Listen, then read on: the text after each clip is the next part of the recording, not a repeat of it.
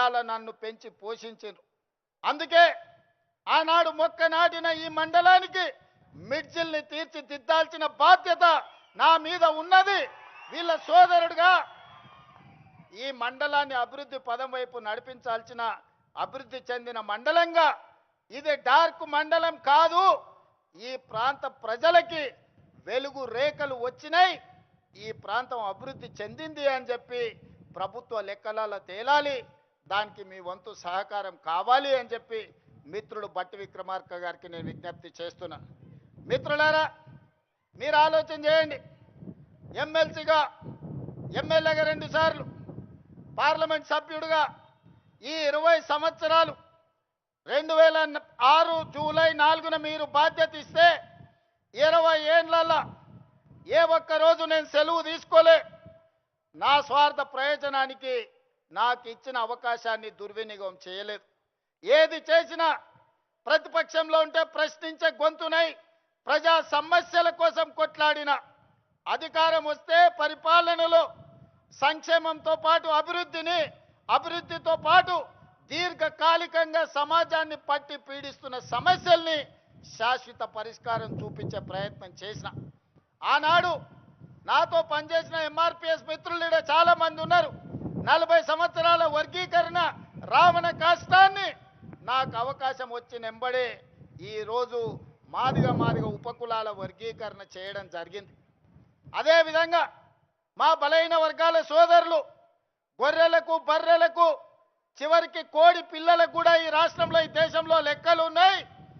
మరి 50% ఉండే మా బలహీన వర్గాల లెక్కలు ఈ దేశంలో ఎందుకు పెట్టరు, ఎందుకు లెక్క గట్టరు అని అడిగితే 100 ఏండ్ల సమస్య. ఆనాడు 1931 బ్రిటిషర్స్ లెక్క పెడితే 100 ఏళ్ల బలహీన వర్గాల లెక్కలు పెట్టిన ప్రభుత్వమే లేదు. మా మిత్రుడు బట్టి విక్రమార్క గారి నేతృత్వంలో 100 ఏళ్ల సమస్యకు జనగణనలో కులగణన చేసి ఎవరు ఎంతున్నారో లెక్క తేల్చడమే కాదు, లెక్క ప్రకారం వాళ్ళ వాటాలు వాళ్ళకి ఇవ్వాలి, వాళ్ళ సంక్షేమం, వాళ్ళ అభివృద్ధి వాళ్ళకి చేర్చాలి అని ఆ సమస్యకు శాశ్వత పరిష్కారం చూపించింది మన ప్రభుత్వం, ప్రజా ప్రభుత్వం. మిత్రులారా, మీరు అవకాశం ఇచ్చినందుకు ఈ దీర్ఘకాలికమైన సమస్యల్ని మనం పరిష్కరించుకోగలిగినాం.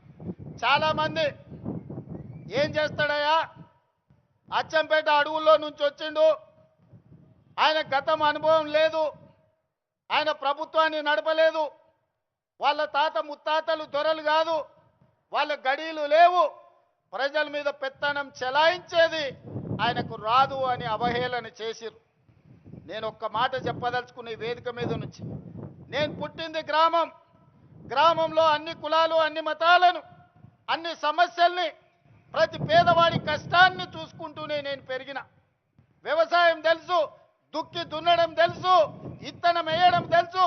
భూమికి విత్తనానికి ఉన్న బంధం ఏందో పేదవాడికి, పరిపాలన చేసేవాడికి ఉండవలసిన అవగాహన ఏదో అవగాహనతోని గ్రామీణ ప్రాంతంలో పెరిగిన.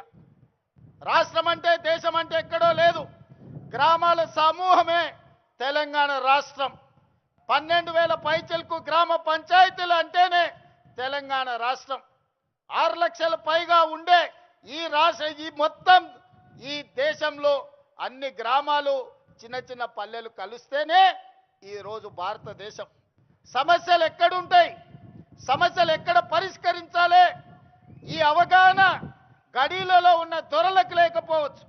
గ్రామంలో సమస్యలు పరిష్కారం అయితే మండలం పరిష్కారం అయినట్టే, మండలంలో సమస్యలు పరిష్కారం అయితే నియోజకవర్గంలో పరిష్కారం అయినట్టే, నియోజకవర్గాలలో పరిష్కారం అయితే జిల్లాలో పరిష్కారం అయినట్టే, జిల్లాల సమస్యలు పరిష్కారం అయితే రాష్ట్ర సమస్యలు పరిష్కారం అయినట్టే, అన్ని రాష్ట్రాలలో సమస్యలు పరిష్కారం అయితే దేశం అభివృద్ధి చెందినట్టే.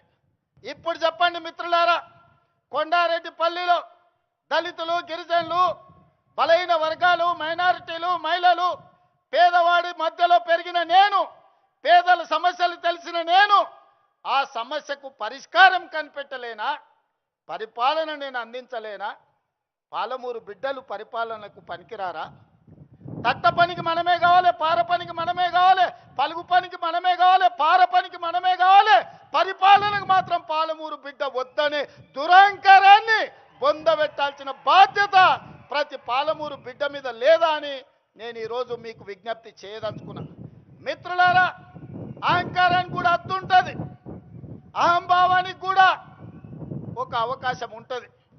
అహంకారం అహంభావం పెట్టేగిపోయి గద్దరన్నను గడిల ముందల 4 గంటలు ఎర్రటెండ కూర్చోబెట్టినోని ఇవాళ మనం క్షమించాలనా? ఇవాళ ఒక్కసారి ఆలోచన చెయ్యండి. యుద్ధ నౌకై పేదల గలమై తెలంగాణ రాష్ట్ర సాధనలో సమిదైన గద్దరన్న కలవడానికి వస్తే నీ గడి ముందల 4 గంటలు ఎర్రటెండకు నిలబెట్టినావు కదా, నీకు ఉరి శిక్ష చేసిన తక్కువ నాన్నే నీడున్న సోదరులు నేను అడగదలుచుకున్నా. ఇవాళ